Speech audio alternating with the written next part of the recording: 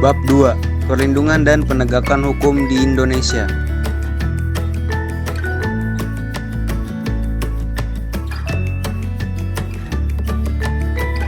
A. Hakikat perlindungan dan penegakan hukum.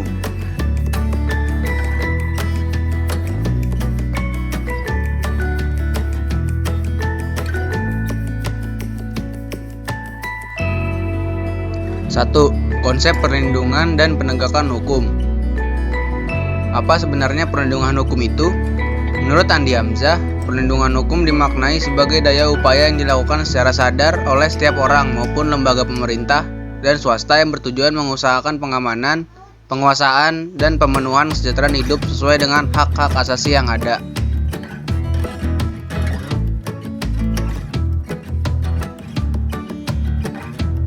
Dengan demikian, suatu perlindungan dapat dikatakan sebagai perlindungan hukum apabila mengandung unsur-unsur sebagai berikut. A. Adanya perlindungan dari pemerintah kepada warganya. B.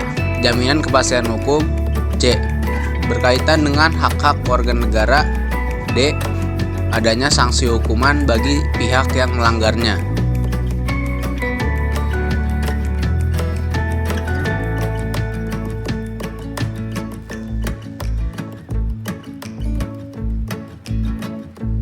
Terdapat banyak macam perlindungan hukum, diantaranya seperti perlindungan hukum terhadap konsumen.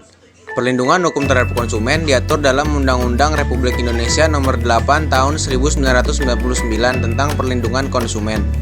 UU ini mengatur segala hal yang menjadi hak dan kewajiban antara produsen dan konsumen. Perlindungan hukum di Indonesia diberikan juga kepada hak atas kekayaan intelektual atau HAKI. Pengaturan mengenai hak atas kekayaan intelektual meliputi hak cipta dan hak atas kekayaan industri yang dituangkan dalam sejumlah peraturan perundang-undangan seperti Undang-Undang Nomor 28 Tahun 2014 tentang hak cipta, Undang-Undang Nomor 15 Tahun 2001 tentang merek, Undang-Undang Nomor 13 Tahun 2016 tentang paten, dan lain sebagainya. Selain itu, perlindungan hukum juga diberikan kepada tersangka sebagai pihak yang diduga telah melakukan pelanggaran hukum. Perlindungan hukum ini berkaitan dengan hak-hak tersangka yang harus dipenuhi agar sesuai dengan prosedur pemeriksaan, sebagaimana diatur dalam peraturan perundang-undangan.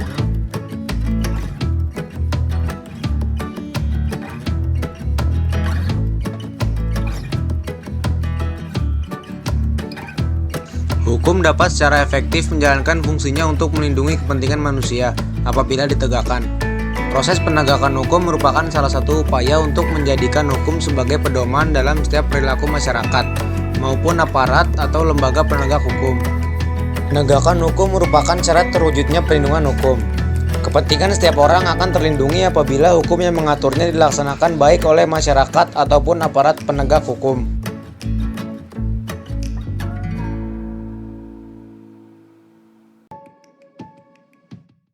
Dua.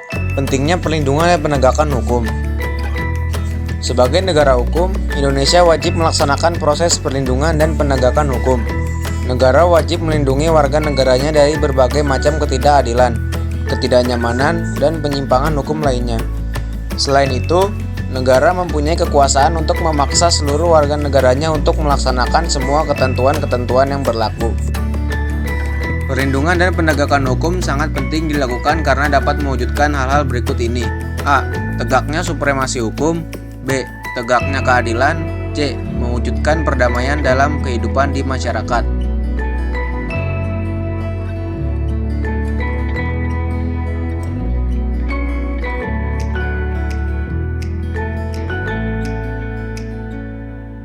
Menurut Suryono Sukanto, keberhasilan proses perlindungan dan penegakan hukum tidaklah semata-mata menyangkut ditegakkannya hukum yang berlaku, akan tetapi sangat bergantung pada beberapa faktor, antara lain sebagai berikut. A. Hukumnya. B. Penegak hukum. C. Masyarakat. D. Sarana atau fasilitas yang mendukung penegakan hukum. E. Kebudayaan.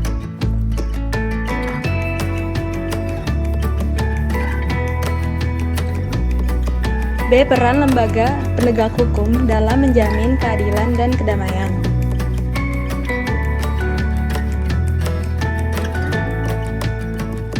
1. 1. Peran Kepolisian Republik Indonesia atau Polri. Polri merupakan lembaga negara yang berperan dalam memelihara keamanan dan ketertiban masyarakat, menegakkan hukum, serta memberikan perlindungan, pengayoman, dan pelayanan kepada masyarakat dalam rangka terpeliharanya keamanan dalam negeri. Selain itu, sebagaimana yang diatur dalam KUHP, Polri sebagai penyidik utama yang menangani setiap kejahatan secara umum dalam rangka menciptakan keamanan dalam negeri. Pasal 16 Undang-Undang RI Nomor 2 Tahun 2002 tentang Kepolisian Republik Indonesia telah menetapkan kewenangan sebagai berikut.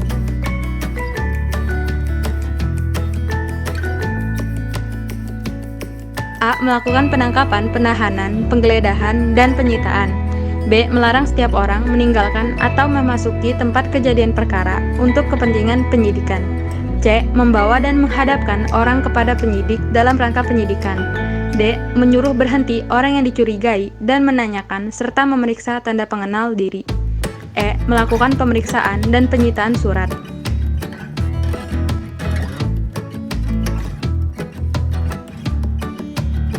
F. Memanggil orang untuk didengar dan diperiksa sebagai tersangka atau saksi. G. Mendatangkan orang ahli yang diperlukan dalam hubungannya dengan pemeriksaan perkara. H. Mengadakan penghentian penyidikan. I. Menyerahkan berkas perkara kepada penuntut umum. J. Mengajukan permintaan secara langsung kepada pejabat imigrasi yang berwenang di tempat pemeriksaan imigrasi dalam keadaan mendesak atau mendadak untuk mencegah atau menangkal orang yang disangka melakukan tindak pidana.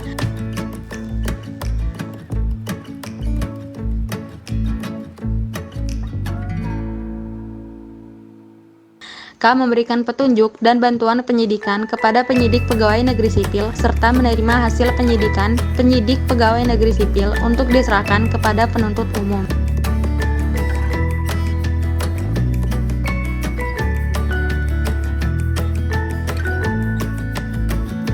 L. Mengadakan tindakan lain menurut hukum yang bertanggung jawab, yaitu tindakan penyelidikan dan penyidikan yang dilaksanakan dengan syarat sebagai berikut.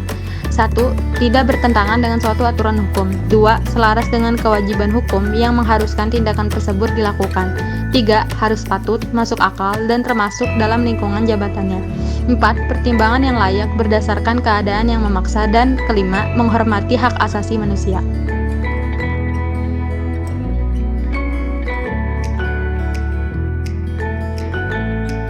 Dua, peran Kejaksaan Republik Indonesia. Kejaksaan Republik Indonesia adalah lembaga negara yang melaksanakan kekuasaan negara, khususnya di bidang penuntutan. Keberadaan Kejaksaan Republik Indonesia diatur dalam Undang-Undang RI Nomor 16 Tahun 2004 tentang Kejaksaan Republik Indonesia.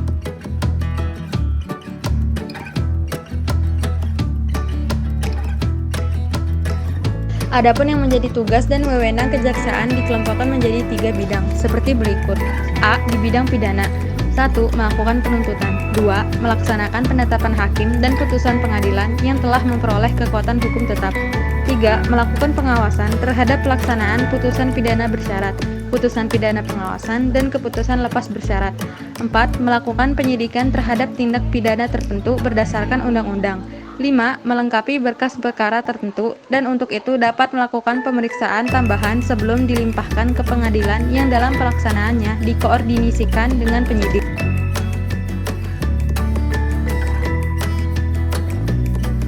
B. Di bidang perdata dan tata usaha negara. Kejaksaan dengan kuasa khusus dapat bertindak baik di dalam maupun di luar pengadilan untuk dan atas nama negara atau pemerintah.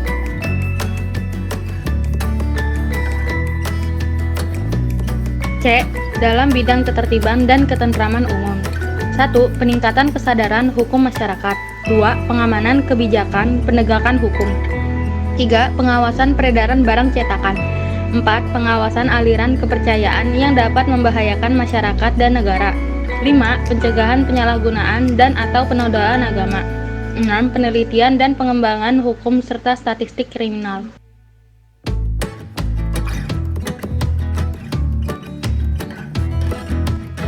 3. Peran hakim sebagai pelaksana kehakiman. Hakim adalah pejabat pengadilan negara yang diberi wewenang oleh undang-undang untuk mengadili. Mengadili merupakan serangkaian tindakan hakim untuk menerima, memeriksa, dan memutuskan perkara hukum berdasarkan asas bebas, jujur, dan tidak memihak di sebuah sidang pengadilan berdasarkan ketentuan perundang-undangan.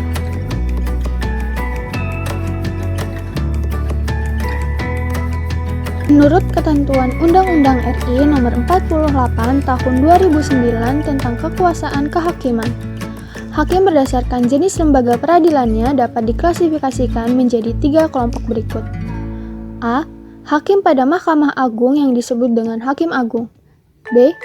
Hakim pada badan peradilan yang berada di bawah Mahkamah Agung. C. Hakim pada Mahkamah Konstitusi yang disebut dengan Hakim Konstitusi.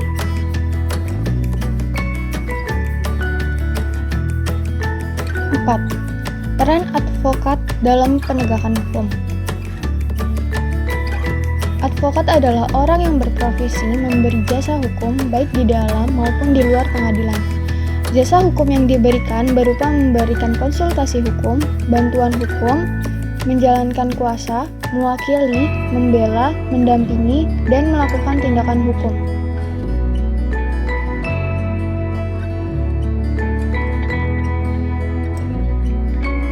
Keberadaan advokat sebagai salah satu penegak hukum diatur dalam Undang-Undang RI Nomor 18 Tahun 2003 tentang advokat. Adapun persyaratan untuk menjadi advokat di Indonesia diatur dalam Pasal 3 Undang-Undang RI Nomor 18 Tahun 2003 tentang advokat, yaitu A. Warga negara Indonesia. B. Bertempat tinggal di Indonesia. C. Tidak berstatus sebagai pegawai negeri atau pejabat negara. D. Berusia sekurang-kurangnya 25 tahun. E. Berijazah sarjana yang berlatar belakang pendidikan hukum. F. Lulus ujian yang diadakan oleh organisasi advokat. G. Magang sekurang-kurangnya 2 tahun terus-menerus pada kantor advokat. H. Tidak pernah dipidana karena melakukan tindakan pidana kejahatan yang diancam dengan pidana penjara 5 tahun atau lebih, serta berperilaku baik, jujur, bertanggung jawab, adil, dan mempunyai integritas yang tinggi.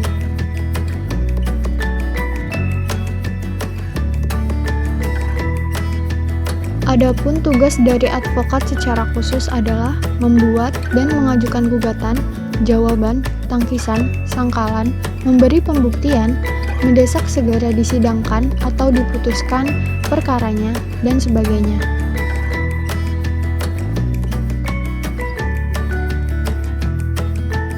5. Peran Komisi Pemberantasan Korupsi atau KPK. Komisi Pemberantasan Korupsi disingkat KPK adalah sebuah komisi yang dibentuk pada tahun 2003 berdasarkan Undang-Undang RI Nomor 30 Tahun 2002 tentang Komisi Pemberantasan Tindak Pidana Korupsi. Tujuan dibentuknya KPK adalah untuk mengatasi, menanggulangi, dan memberantas korupsi. Untuk mencapai tujuan tersebut, KPK mempunyai tugas sebagai berikut. A. Koordinasi dengan instansi yang berwenang melakukan pemberantasan tindak pidana korupsi. B. Supervisi terhadap instansi yang berwenang melakukan pemberantasan tindak pidana korupsi. C. Melakukan penyelidikan, penyidikan, dan penuntutan terhadap tindak pidana korupsi. D. Melakukan tindakan-tindakan pencegahan tindak pidana korupsi. E. Melakukan monitor terhadap penyelenggaraan pemerintah negara.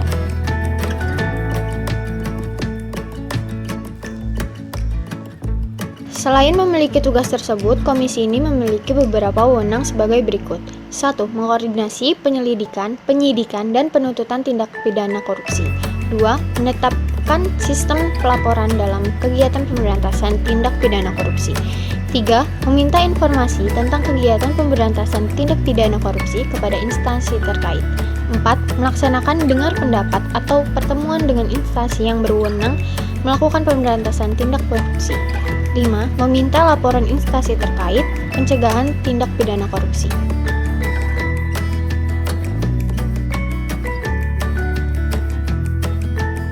Dalam menjalankan tugas dan wewenangnya itu, KPK berpedoman pada asas sebagai berikut. 1. Kepastian hukum. 2. Keterbukaan. 3. Akuntabilitas. 4. Kepentingan umum. 5. Proporsionalitas.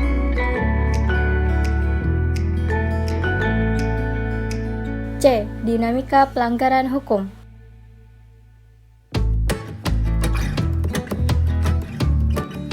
Satu. Berbagai kasus pelanggaran hukum. Pelanggaran hukum merupakan bentuk ketidakpatuhan terhadap hukum. Ketidakpatuhan terhadap hukum dapat disebabkan oleh dua hal, yaitu A. Pelanggaran hukum oleh si pelanggar sudah dianggap sebagai kebiasaan. B. Hukum yang berlaku sudah tidak sesuai lagi dengan tuntutan kehidupan.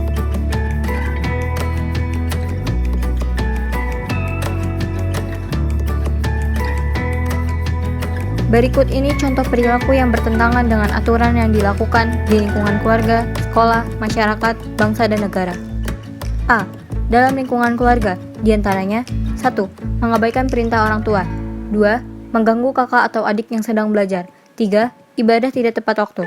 B. Dalam lingkungan sekolah, diantaranya 1. Menyontek ketika ulangan. 2. Datang ke sekolah terlambat. 3. Bolos mengikuti pelajaran. C. Dalam lingkungan masyarakat, diantaranya 1. Mangkir dari tugas ronda malam. 2. Tidak mengikuti kerja bakti dengan alasan yang tidak jelas. 3. Main hakim sendiri. D.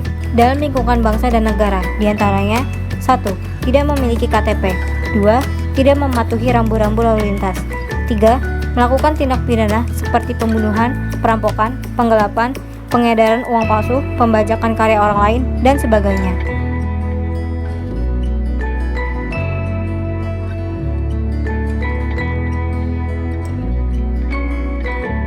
2. Macam-macam sanksi atas pelanggaran hukum.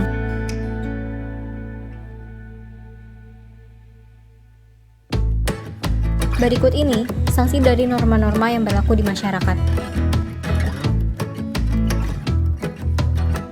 Dalam tabel 2.1, terdapat sanksi dan norma dalam masyarakat. Yang pertama, norma agama. Sanksinya tidak langsung, karena akan diperoleh setelah meninggal dunia, yaitu pahala atau dosa.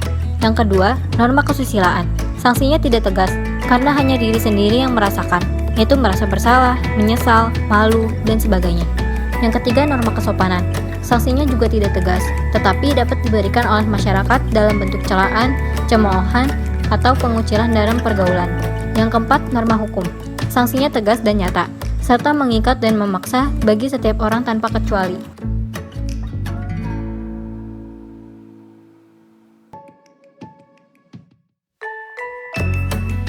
Dalam tabel 2.1, disebutkan bahwa sanksi norma hukum adalah tegas dan nyata. Hal tersebut mengandung pengertian sebagai berikut. 1. Tegas. Berarti adanya aturan yang telah dibuat secara material telah diatur dalam peraturan perundang-undangan. Misalnya, hukum pidana mengenai sanksi diatur dalam pasal 10 KUHP. Dalam pasal tersebut, ditegaskan bahwa sanksi pidana berbentuk hukuman yang mencakup 1. Hukuman pokok yang terdiri atas A. Hukuman mati dan B. Hukuman penjara yang terdiri atas hukuman seumur hidup dan hukuman sementara waktu setinggi-tingginya 20 tahun dan sekurang-kurangnya 1 tahun. 2. Hukuman tambahan yang terdiri atas A. Pencabutan hak-hak tertentu, B. Perampasan atau penyitaan barang-barang tertentu, dan C. Pengumuman keputusan hakim.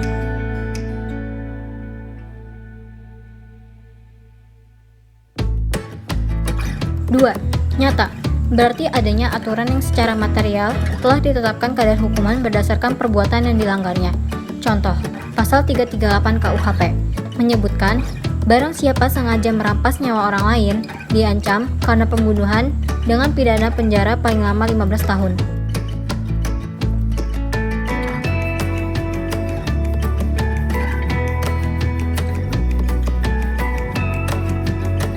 Tiga. Partisipasi dalam perlindungan dan penegakan hukum. Adapun ciri-ciri seseorang yang berperilaku sesuai dengan hukum yang berlaku dapat dilihat dari perilaku yang diperbuatnya.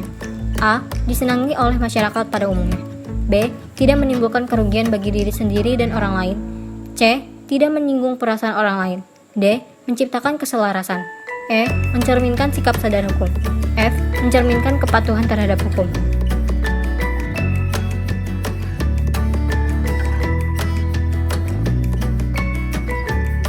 Berikut ini contoh perilaku yang mencerminkan kepatuhan terhadap hukum yang berlaku. A. Dalam kehidupan di lingkungan keluarga. 1. Mematuhi perintah orang tua. 2. Ibadah tepat waktu. 3. Menghormati anggota keluarga yang lain seperti ayah, ibu, kakak, adik, dan sebagainya. B. Dalam kehidupan di lingkungan sekolah. 1. 1. Menghormati kepala sekolah, guru, dan karyawan lainnya. 2. Memakai pakaian seragam yang telah ditentukan. 3. Tidak menyontek ketika ulangan. C. Dalam kehidupan di lingkungan masyarakat. 1. Melaksanakan setiap norma yang berlaku di masyarakat. 2. Bertugas ronda. 3. Ikut serta dalam kegiatan kerja bakti. D. Dalam kehidupan di lingkungan bangsa dan negara. 1. Bersikap tertib ketika berlalu lintas di jalan raya. 2. Ikut serta dalam kegiatan pemilihan umum. 3. Membayar pajak.